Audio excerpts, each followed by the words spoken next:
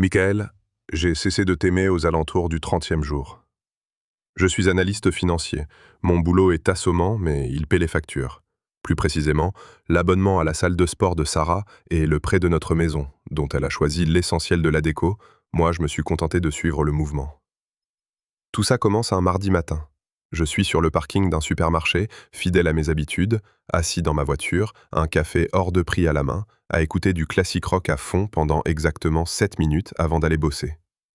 Les Foo Fighters passaient quand mon téléphone a fait ce ding, vous savez, le bruit de la connexion Bluetooth. Sauf que je ne cherchais à me connecter à rien. J'ai regardé mon écran, totalement perplexe. Il indiquait qu'il était jumelé avec les AirPods de Sarah, les AirPods de ma femme. Elle devait être tout près, assez près pour que mon téléphone se connecte automatiquement. Puis, j'ai entendu sa voix dans les haut-parleurs de ma voiture. Pas son rire poli de dîner mondain, ni le petit ricanement forcé qu'elle réserve aux publications Facebook de sa mère. C'était son vrai rire, celui que je n'avais pas entendu depuis des années. Celui de nos débuts, quand on passait des samedis entiers sur le canapé à regarder des films avec des explosions.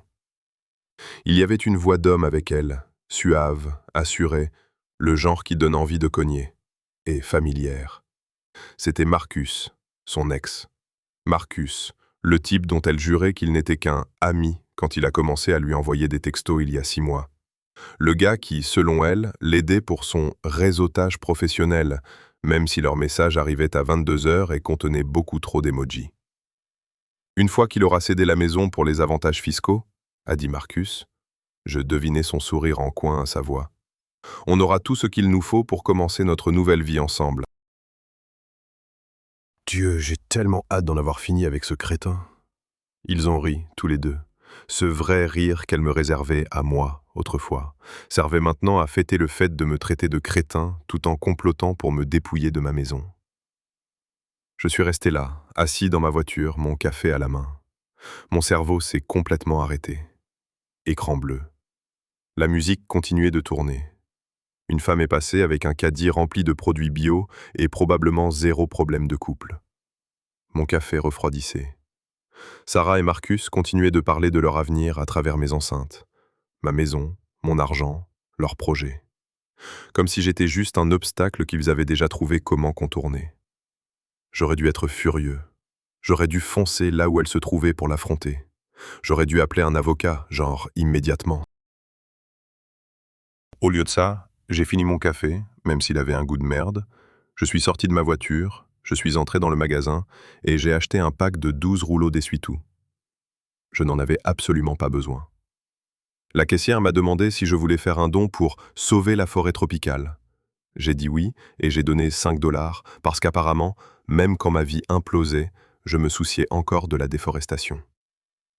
En retournant à ma voiture avec mes essuie-tout inutiles, un plan a commencé à germer. Pas un bon plan, probablement même pas un plan intelligent, mais mon plan. Je n'allais pas les affronter, pas encore. Je n'allais pas leur donner la satisfaction de savoir que je savais. À la place, j'allais continuer à jouer le mari parfait, l'idiot obéissant, le pigeon qui signe des décharges qu'ils pensaient que j'étais, pendant exactement 87 jours. Pourquoi 87 ?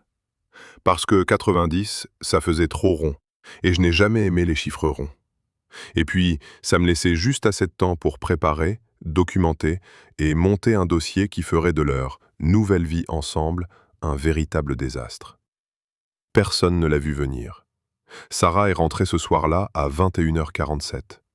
Je connais l'heure exacte, parce que j'avais commencé à surveiller l'horloge comme un type qui attend des résultats d'analyse catastrophiques. Elle est entrée en fredonnant un truc, probablement un morceau que Marcus lui avait fait écouter. La première chose que j'ai remarquée, c'est l'odeur. Un parfum à la vanille, le genre coûteux qu'elle garde pour les grandes occasions, ce qui incluait apparemment désormais le fait de trahir son mari un mardi. J'étais assis sur notre canapé d'angle gris, celui sur lequel elle avait insisté parce qu'il était vintage scandinave, faisant semblant de regarder un documentaire sur les manchots. Les manchots s'accouplent pour la vie. J'avais l'impression que l'univers avait un humour tordu de me montrer ça ce soir. « Salut chérie », ai-je dit, levant les yeux avec ce que j'espérais être ma tête normale, et pas ma tête de « je sais que tu prévois de me voler ma maison ». Elle s'est penchée et m'a embrassé sur la joue. Ça m'a demandé chaque once de maîtrise de soi que j'ignorais posséder. C'était comme embrasser quelqu'un qui est en train de vous cambrioler, mais qui s'arrête en plein milieu du casse pour accepter une petite marque d'affection. « C'était comment, le club de lecture ?» ai-je demandé d'un ton léger. « Oh, c'était super !» a-t-elle répondu, se dirigeant déjà vers la chambre pour se changer. « On a discuté de Tolstoï. » Un truc vraiment dense, mais Margaret avait apporté un vin incroyable, ça a aidé pour Tolstoï. Entendre Sarah dire qu'elle avait discuté de Tolstoï, c'était comme si notre chat prétendait avoir résolu un problème de calcul intégral. En fait, c'est injuste pour le chat. J'ai passé la nuit à fixer le plafond, allongé à côté d'elle pendant qu'elle dormait paisiblement, à échafauder des plans. Le lendemain matin, j'ai sorti mon ordinateur et j'ai commencé à dresser des listes. Rassembler des preuves. SMS, appels, reçus, réunions tardives suspectes. Devenir le détective de mon propre mariage. Feindre l'affection. Jouer le rôle du mari idéal qu'elle s'imagine que je suis. Lui apporter son café, complimenter sa coiffure. Lui demander comment s'est passée sa journée, comme si j'ignorais qu'elle l'a passée à comploter ma ruine financière. Ne rien révéler avant le moment opportun. Se taire. Ne pas l'affronter. Ne pas laisser entendre que je sais. Tout garder pour le 87e jour, celui où je pourrais vraiment abattre mes cartes. À 2h47 du matin, j'ai envoyé un email à une avocate spécialisée en divorce nommée Rebecca Stone.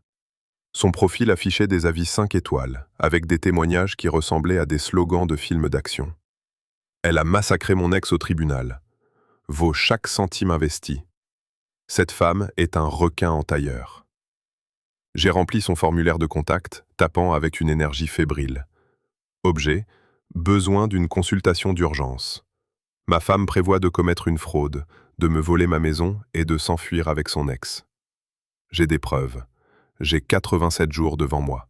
J'ai besoin de quelqu'un qui puisse m'aider à faire en sorte que la seule chose qu'elle obtienne du divorce soit des regrets. J'ai cliqué sur envoyer et je me suis recouché à côté de ma femme. Cette femme qui avait promis de m'aimer et de me chérir, mais qui avait apparemment pris cela pour une simple suggestion. Le lendemain matin, j'ai reçu une réponse du cabinet de Rebecca. Elle pouvait me recevoir à 10h. J'ai répondu immédiatement que je serais là à 9h55.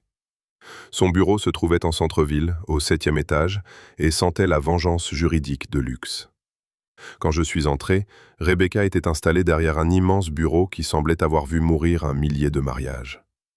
Elle ressemblait trait pour trait à sa photo, incisive, professionnelle, terrifiante d'une certaine manière, mais dans le bon sens du terme. « Alors » a-t-elle dit en croisant les mains sur son bureau. « Vous voulez de la vengeance ou des résultats ?» Je n'ai pas hésité une seconde. Les deux. Elle a souri. Ce n'était pas un sourire chaleureux, mais le genre de sourire qu'affiche un joueur d'échecs lorsqu'il voit l'échec et mate 6 coups à l'avance. Alors, voici ce que vous allez faire. Vous allez commencer par jouer les idiots, plus que vous ne l'êtes. Ce conseil a tourné en boucle dans ma tête pendant les 72 heures suivantes. Jouer les idiots. Je suis donc devenu le mari de l'année. Lundi matin, je me suis réveillé avant Sarah, ce qui n'arrive jamais, et j'ai préparé le petit déjeuner. Pas des céréales ou des tartines, un vrai petit déjeuner. Des œufs brouillés à la ciboulette, du bacon de dinde parce qu'elle est dans une phase healthy, des baies fraîches disposées dans un bol. Quand Sarah est entrée dans la cuisine, elle s'est arrêtée net, les yeux ronds. « C'est toi qui as fait le petit déjeuner ?» a-t-elle demandé, sincèrement surprise. « Ouais », ai-je répondu, en déployant toute l'énergie de Golden Retriever dont j'étais capable. Je me suis dit que tu aurais bien besoin d'un petit plaisir après toutes ces réunions tardives sur lesquelles tu bosses si dur. Le mensonge avait un goût plus amer que du pain grillé brûlé, mais j'ai gardé le sourire. Elle avait l'air touchée, ce qui aurait été mignon si elle n'était pas activement en train de planifier une escroquerie. Elle m'a embrassé sur la joue et s'est assise pour manger. « Tu es le meilleur », a-t-elle dit. L'ironie aurait pu nous foudroyer sur place. Mardi, j'ai plié tout le panier de linge, trié chaque chaussette, ce qui relève du miracle puisque notre sèche-linge les dévore comme s'il s'agissait d'une espèce en voie de disparition. Mercredi, j'ai complimenté ses nouvelles chaussures. Elles sont vraiment jolies, ça t'élance.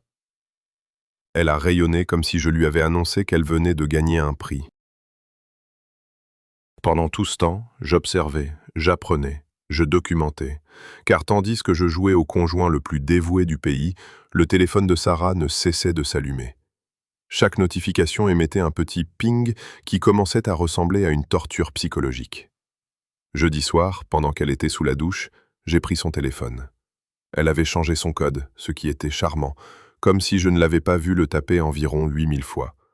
C'était ma date d'anniversaire, avant. J'ai essayé quelques combinaisons. Son anniversaire à elle, non. L'anniversaire de sa mère, non plus. Puis j'ai tenté le 15 juillet, l'anniversaire de Marcus, que je ne connaissais que parce qu'elle l'avait mentionné 3 ans plus tôt pour justifier l'envoi d'un message amical à son ex. Le téléphone s'est déverrouillé, ses messages se sont affichés, et il était là. Un contact enregistré sous le nom de « bricoleur ».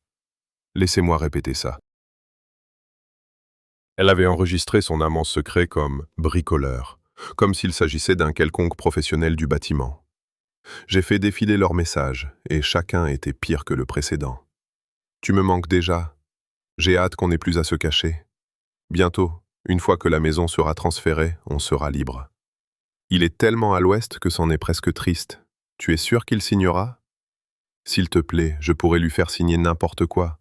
Il croit que je suis à mon club de lecture en ce moment, suivi d'un emoji qui rit. Elle riait de la facilité avec laquelle elle me manipulait pendant que j'étais en bas en train de piller ses sous-vêtements. J'ai pris des captures d'écran, je les ai envoyées sur ma boîte mail, j'ai effacé les preuves et j'ai remis son téléphone exactement là où elle l'avait laissé. Quand elle est sortie de la douche, j'étais sur le canapé devant une émission de rénovation de maison parce que l'ironie était trop parfaite. « Salut ma puce !» ai-je lancé d'un ton décontracté. « Est-ce que le bricoleur t'a recontacté pour le devis ?» Elle n'a même pas bronché. « Oh oui, il a dit qu'il devrait repasser la semaine prochaine. Un problème d'emploi du temps. »« C'est dommage, » ai-je répondu. « Je pense vraiment que de nouveaux travaux augmenteraient la valeur de la maison, tu sais, pour les impôts. » Elle a souri et s'est assise à côté de moi, posant sa tête sur mon épaule, comme si nous étions encore un couple normal, et non les protagonistes d'un polar conjugal en attente de son dénouement. Vendredi, j'ai proposé mon aide pour la déclaration de revenus. Je me suis installé à la table de la salle à manger avec l'ordinateur et les formulaires, affichant l'enthousiasme d'un homme qui se passionne pour le fisc. Tu sais, ai-je lancé en naviguant sur le logiciel, je lisais un article sur les couples mariés qui transfèrent des biens immobiliers pour obtenir des avantages fiscaux. Ça pourrait nous faire économiser pas mal d'argent. Ses yeux se sont éclairés. Je n'exagère pas, ils se sont vraiment illuminés, comme si je venais de lui annoncer qu'elle avait gagné au loto. Vraiment? C'est intéressant? On devrait se pencher là-dessus. Carrément, ai-je acquiescé. Je vais faire des recherches. Je verrai peut-être avec notre comptable. Je n'allais pas voir notre comptable, j'allais voir le mien, celui que j'avais engagé en secret, celui dont Sarah ignorait l'existence. Ce week-end-là, Sarah est partie à un rendez-vous client tardif le samedi après-midi. Elle a dit qu'elle serait de retour pour 18h. J'ai répondu « Pas de problème, prends ton temps ».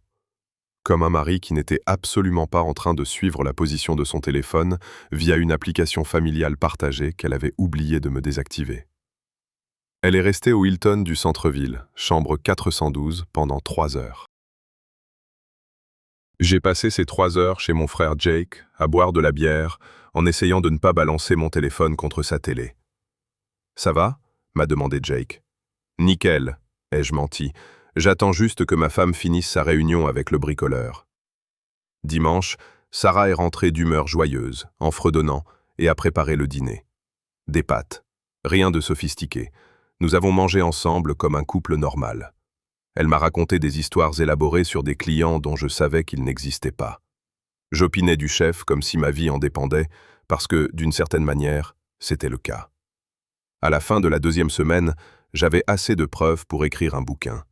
À la 3e semaine, j'avais perfectionné mon jeu d'acteur.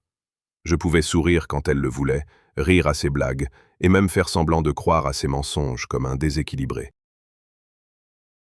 Et chaque soir, je me glissais dans le lit à côté d'elle, feignant de dormir pendant que mon cerveau dressait la liste de chaque nouvelle trahison. Vers le 30e jour, mon pote Ryan m'a donné un coup de main pour le côté technique. Ryan bosse dans l'informatique et considère que les lois sur la vie privée ne sont que des suggestions. Il a ses lunettes épaisses et l'énergie de quelqu'un qui s'est enfilé 12 expressos, mais essaie de rester zen.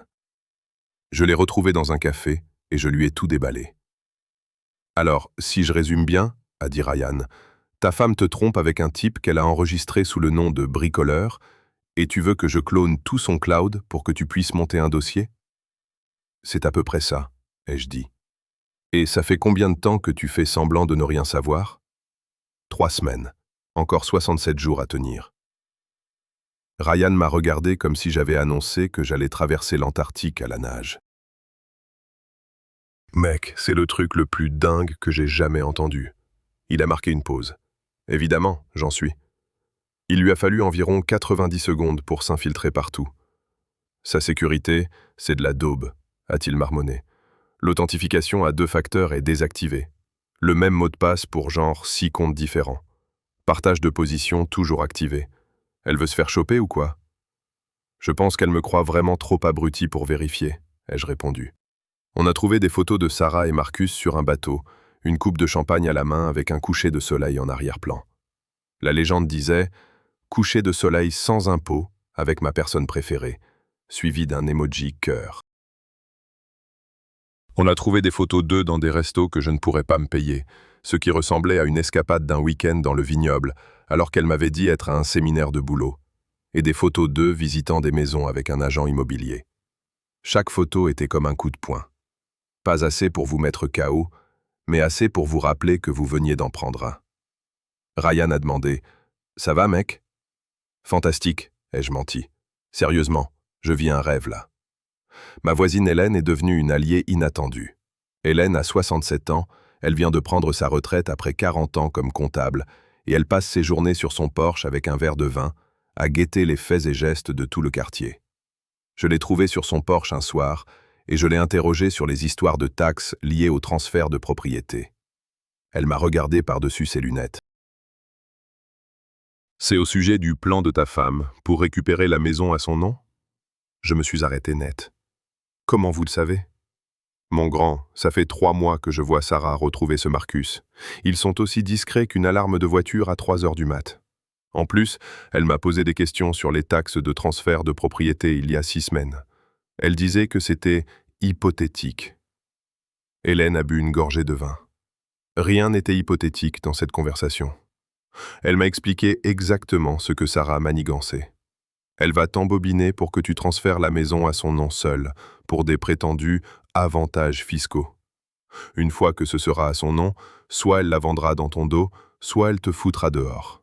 Dans les 2 cas, tu perds la maison et probablement un paquet de fric. C'est carrément illégal, non ?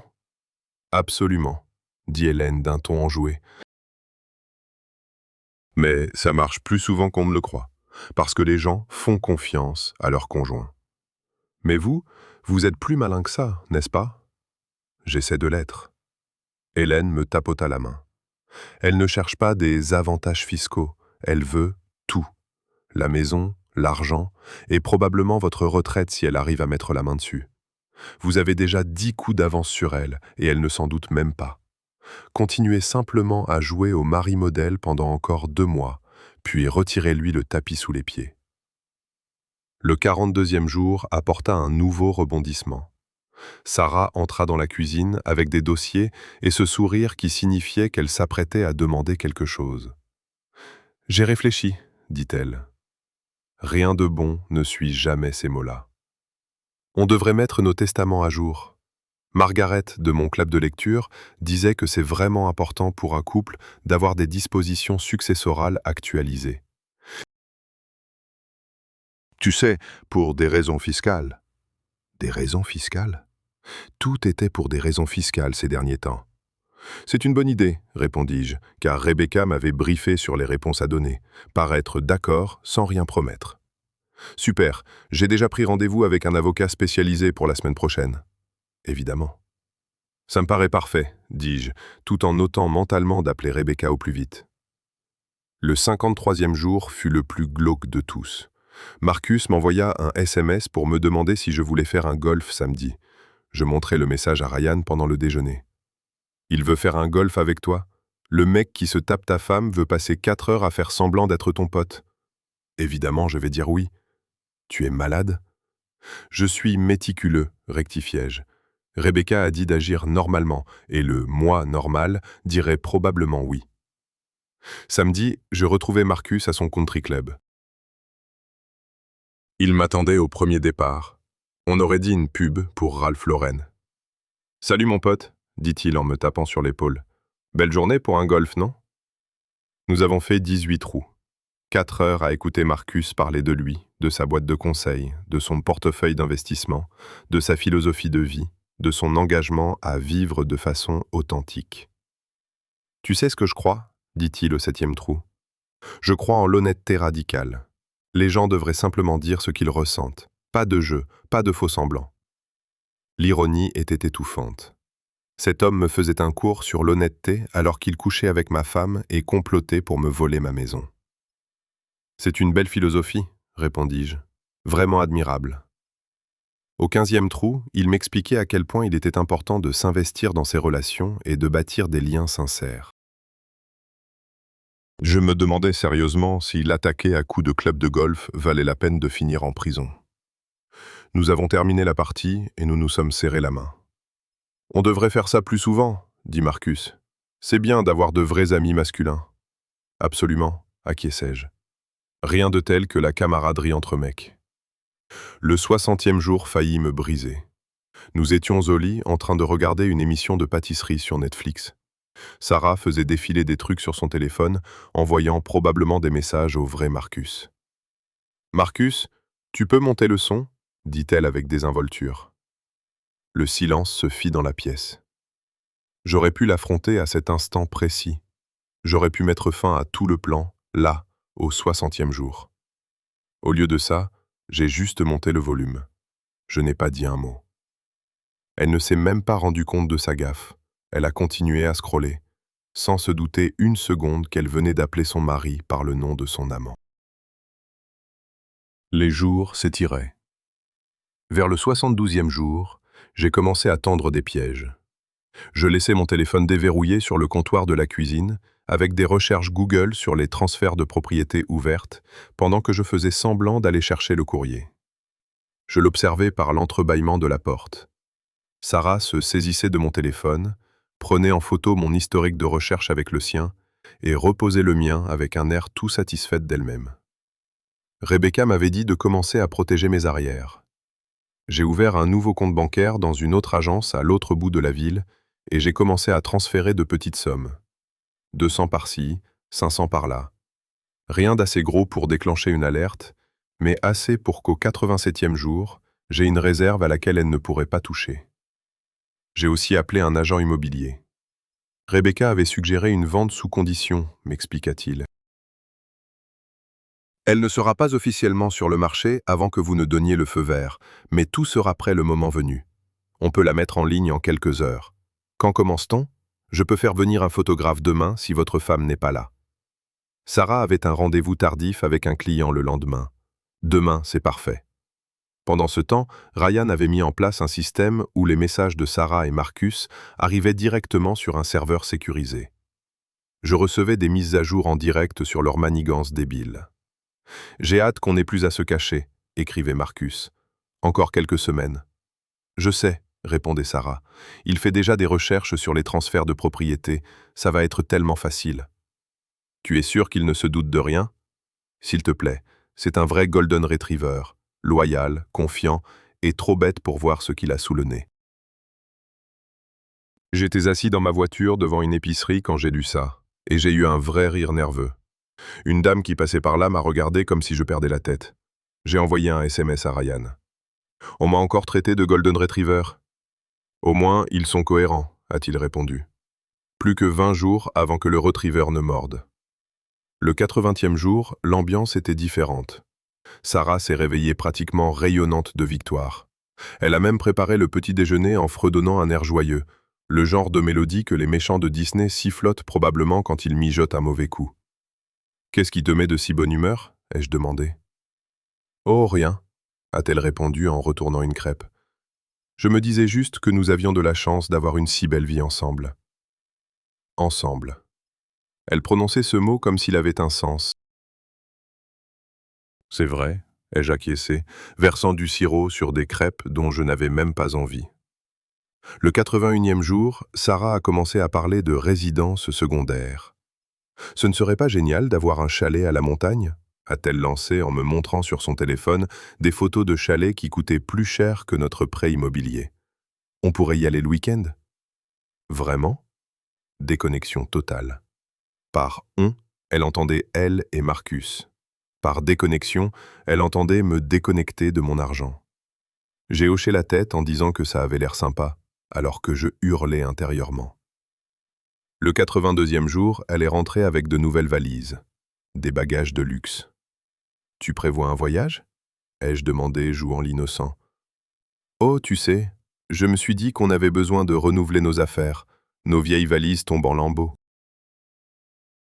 Nos vieilles valises allaient très bien, mais bien sûr, il lui fallait du neuf pour le voyage qu'elle planifiait sans moi. Le 83e jour, Sarah m'a demandé si ça ne me dérangeait pas qu'elle parte en week-end entre filles juste après notre rendez-vous fiscal. Elle disait avoir besoin de décompresser avec ses amis. « Bien sûr » ai-je répondu. Qu'est-ce que j'aurais pu dire d'autre ? « Tu es le meilleur » a-t-elle dit, en m'embrassant sur la bouche cette fois, au lieu de la joue. J'ai souri malgré tout. Je suis allé dans la salle de bain et je me suis brossé les dents pendant 5 minutes d'affilée. Le 85e jour, j'avais mon ultime rendez-vous avec Rebecca pour le lendemain. « Vous agirez tout à fait normalement » a-t-elle dit, « mercredi matin. » Le 87e jour, Sarah s'attendra à ce que vous alliez tous les deux au cabinet fiscal. À la place, vous aurez déjà transféré vos affaires chez votre frère. À 9 h du matin, vous serez ici pour signer les papiers du divorce. À 13 h, un huissier lui signifiera la procédure. Le temps qu'elle comprenne ce qui se passe, la maison sera mise en vente, vos actifs seront protégés et elle devra se faire à l'idée que son plan a totalement capoté. Et pour Marcus ? J'ai pris la liberté de faire fouiller ses affaires. Il s'avère qu'il est impliqué dans des combines louches. Si votre femme veut s'attacher à ce navire en perdition, c'est son choix. Mais elle ne le fera pas avec votre argent. Le 86e jour, la veille du dénouement, Sarah était insupportable. Elle a nettoyé toute la maison, de fond en comble, en fredonnant tout en passant l'aspirateur. « Grosse journée demain » a-t-elle lancé au dîner, qu'elle avait d'ailleurs cuisiné elle-même. « Ouais » ai-je répondu, « une très grosse journée. » Elle n'en avait pas la moindre idée.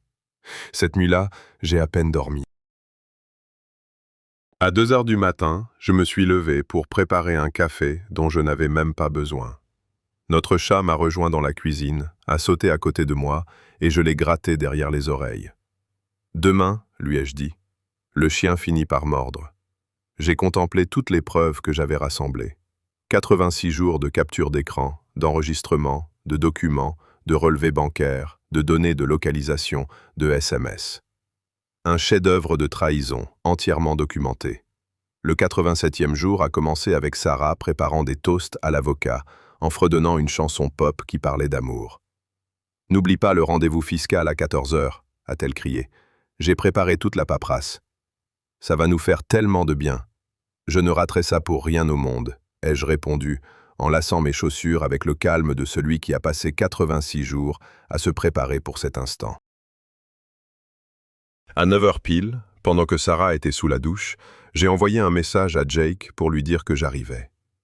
J'avais déjà transféré l'essentiel de mes affaires importantes dans son appartement au cours de la semaine passée, emportant des sacs dans mon coffre pendant que Sarah était en réunion. Il ne restait plus dans la maison que les meubles et la pile de mensonges de Sarah. À 9 h 47, je suis entré dans le bureau de Rebecca pour la dernière fois en tant qu'homme marié. Elle avait une pile de documents prêts. « Prêt » a-t-elle demandé. « Je suis prêt depuis le premier jour. » J'ai signé 6 documents. Les papiers du divorce, les accords de protection des actifs, une ordonnance d'éloignement si nécessaire, et les accords de liquidation des biens garantissant que la maison serait vendue et que je récupérerais ma part. Chaque signature avait un goût de liberté. L'huissier remettra tout cela à 13 heures, a expliqué Rebecca, juste avant son faux rendez-vous fiscal. J'ai aussi fait prévenir Marcus, simultanément. Ils pourront paniquer ensemble. Vous êtes une artiste, lui ai-je dit. Je suis chère, a-t-elle corrigé. Mais oui, je suis aussi une artiste. À 11 heures, j'étais chez Jake, les yeux rivés sur l'horloge. Jake m'a tendu une bière, même s'il n'était pas encore midi. Tu l'as vraiment fait ? 87 jours à jouer les idiots. C'est de la détermination ou de la folie ? Probablement un peu des deux. Je lui ai montré le message que j'avais rédigé. À 3 heures du matin, je sais tout pour toi et Marcus. Je le sais depuis 87 jours. J'ai joué les parfaits imbéciles pendant que tu complotais pour me voler ma maison. Ne te donne pas la peine de venir au cabinet fiscal. Ce ne sont pas des documents de cession, c'est une demande de divorce. La maison est en vente. Les comptes sont bloqués. Bonne continuation. Jake a lu le message et a éclaté de rire. C'est magnifique. À 13h27, j'ai envoyé le texte à Sarah, puis un autre à Marcus. J'espère que tu es bien installé. Mon avocat te contactera au sujet de ton rôle dans la tentative de fraude. Profite bien de ta nouvelle vie avec Sarah. Vous vous méritez l'un l'autre. Puis, j'ai complètement éteint mon téléphone. Je ne voulais pas entendre l'explosion. Je voulais savourer mon déjeuner avec mon frère, en paix, pendant que leur monde s'écroulait. « Comment tu te sens ?» m'a demandé Jake. Honnêtement, je me sens libre, comme si on venait de m'enlever un sac à dos rempli de pierres que je trimballais depuis des années. Je ne sais pas exactement quand notre mariage est mort, mais c'est un cadavre depuis un moment déjà. Je n'ai fait que traîner la dépouille en faisant semblant qu'elle respirait encore. Vers 19h, j'ai rallumé mon téléphone. L'écran s'est illuminé comme Times Square. 142 appels manqués, 73 SMS, 19 messages vocaux. J'ai fait défiler les messages de Sarah, observant son cheminement émotionnel en temps réel. 13h32. De quoi tu parles? Rappelle-moi. 13h45. C'est pas drôle, t'es où? 14h03. Un huissier vient de passer à la maison. 14h47. S'il te plaît, parlons-en. Je peux tout expliquer. 16h15. J'ai fait une erreur. Je suis désolé. S'il te plaît, on peut se parler? 18h45. Je suis désolé, d'accord? Je m'en veux tellement. Rappelle-moi, je t'en prie. Les messages vocaux oscillaient entre la colère, le désespoir et la négociation. J'en ai écouté un où elle pleurait si fort que je comprenais à peine ses mots. S'il te plaît, on peut arranger ça. Je t'aime. Ne fais pas ça, je t'en supplie. Je l'ai supprimé. Marcus avait envoyé des messages lui aussi, essayant de jouer la carte de l'homme raisonnable. Mec, c'est pas ce que tu crois. Parlons-en d'homme à homme. J'ai répondu à son dernier message. Non, je sauve ma peau face à une escroquerie. Nuance, profite bien de ton entreprise de bricolage. Puis je les ai bloqués tous les deux. Cette nuit-là, j'ai mieux dormi que je ne l'avais fait depuis des mois. Pas parce que j'étais heureux, mais parce que c'était fini. Fini de faire semblant, fini de jouer la comédie, fini d'être l'idiot fidèle qui n'avait pas compris que sa maîtresse le dressait pour l'envoyer à la fourrière. 3 jours plus tard, j'ai accepté de voir Sarah dans un café. Terrain neutre, lieu public. Je suis arrivé en avance, j'ai commandé un café noir et je me suis assis près de la fenêtre. Elle est arrivée avec 3 minutes de retard, l'air dévasté. Les cheveux en chignon brouillon, pas de maquillage, un pantalon de yoga et un sweat trop grand qui m'appartenait probablement. Elle s'est assise sans rien commander. « Merci d'être venu », a-t-elle dit d'une voix ténue. « Tu as 10 minutes. » Mon avocat m'a dit que je devais t'écouter. « J'ai fait une erreur », a-t-elle commencé. J'étais perdu. On avait pris nos distances. Marcus était là. Il m'écoutait.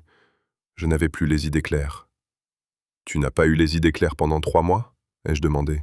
« Parce que c'est le temps qu'il vous a fallu, à toi et ton bricoleur, pour planifier le vol de ma maison ?» Elle a tressailli. « Je n'allais pas te la voler. C'est juste que Marcus disait que... Marcus est un escroc, l'ai-je interrompu. Mon avocat a fait des recherches. Il monte des combines de ce genre depuis des années. Tu n'avais rien de spécial, tu étais juste sa prochaine proie. Ou alors vous étiez complice. Je n'ai pas encore décidé ce qui est le pire. Ses yeux se sont remplis de larmes. Je n'ai jamais voulu te faire de mal, je le jure. Je suis juste tombée amoureuse de quelqu'un d'autre. Ça ne fait pas de moi une mauvaise personne. Non, ai-je acquiescé. Tomber amoureuse de quelqu'un d'autre ne fait pas de toi une mauvaise personne. Tomber amoureuse tout en étant mariée, planifier une fraude, traiter ton mari d'imbécile et rire de la facilité avec laquelle tu pourrais le manipuler, ça fait de toi une mauvaise personne. L'amour n'était qu'un prétexte. J'ai sorti les documents de vente sous condition et je les ai fait glisser sur la table. Tu vois ça? Notre maison. Celle que tu comptais me voler. Elle est en cours de vente. Tu toucheras ce qui te revient, ce qui sera nettement moins que ce que tu espérais. Ce n'est pas juste, a-t-elle crié. Tu ne peux pas me punir éternellement parce que j'ai fait une erreur. Je ne te punis pas éternellement, ai-je dit calmement. Je divorce. C'est différent. Tu voulais une nouvelle vie avec Marcus. Félicitations. Mais ce sera sans ma maison et sans mon argent. Attends, a-t-elle dit en tendant la main vers la mienne. Je me suis reculé.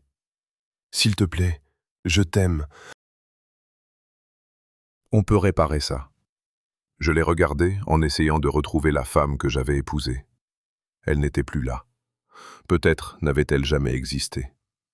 Non, on ne peut pas, parce que je ne t'aime plus. J'ai arrêté de t'aimer vers le 30e jour, quand j'ai compris que tu ne me dirais jamais la vérité. Tu as détruit ce que nous avions. Je ne fais que signer l'acte de décès.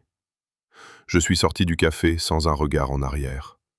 2 mois plus tard, le divorce a été prononcé un mardi. C'était assez poétique, puisque tout ce cauchemar avait commencé un mardi. Sarah et Marcus ont fini dans un triste petit appartement près d'une zone commerciale. Il s'est avéré que Marcus avait des dettes que personne ne soupçonnait et les revenus de consultante de Sarah se sont mystérieusement évaporés. Une fois qu'elle n'a plus pu utiliser mes références, je me suis installé dans un modeste 2 pièces dans un quartier plus calme. Rien de bien luxueux, pas de plan de travail en granit ni de meubles hors de prix. Mais c'était chez moi, à moi, vraiment. Pas de patrimoine partagé, pas de non-dit. Juste un bail à mon nom et une paix que je pouvais enfin ressentir. La meilleure décision que j'ai prise? Prendre un chien, un vrai. Je l'ai appelé Justice, parce qu'apparemment je suis rancunier à ce point-là, et il est parfait. Un Golden Retriever loyal, sans être idiot pour autant. Chaque matin, Justice et moi passons en courant devant l'ancienne salle de sport de Sarah. Parfois, je l'aperçois à travers la vitre, en train de s'étirer avec les mêmes femmes qui me traitaient d'immature parce que je ne me contentais pas de passer l'éponge sur sa trahison. Je ne salue pas, elle non plus. La semaine dernière, une enveloppe est arrivée de la part de Sarah. Pas d'adresse au dos, mais je connaissais cette écriture. À l'intérieur, il n'y avait qu'un bout de papier. « On peut se parler ?» disait-il. J'ai regardé Justice, qui mâchouillait un jouet. « Qu'est-ce que t'en penses, mon vieux ?» On répond. Puis j'ai fait ce que n'importe quel Freeman digne de ce nom aurait fait. J'ai pris une photo de Justice et moi pendant notre jogging matinal et je l'ai postée en ligne. La légende? Ce chien a appris de nouveaux tours. Après 87 jours à me comporter comme un parfait idiot, j'étais enfin devenu ce que Sarah pensait que je ne serais jamais. Un homme libre, avec un chien fidèle et 0 regret. Il s'avère que ce Golden Retriever savait exactement quand arrêter de rapporter la balle pour commencer à vivre.